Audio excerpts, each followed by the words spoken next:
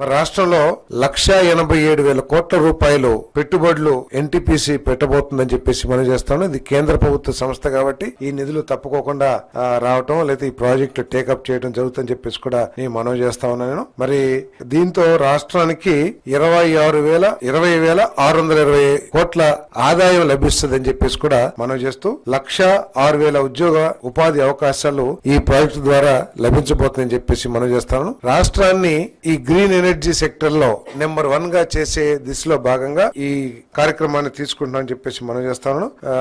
Solar, wind, pump storage, green hydrogen, green ammonia వంటి పునరుత్పాదక విద్యుత్ రంగ ప్రాజెక్టులు పోర్చడానికి రాష్ట్ర ప్రభుత్వం ఎప్పుడు ముందుంటుంది. ఇంటిగ్రేటెడ్ క్లీన్ ఎనర్జీ పాలసీలో భాగంగా వచ్చే 5 ఏళ్లలో 78.5 గిగావాట్ల solar power, 35 gigawatts wind power, 22 gigawatts pump storage, 1.5 MMT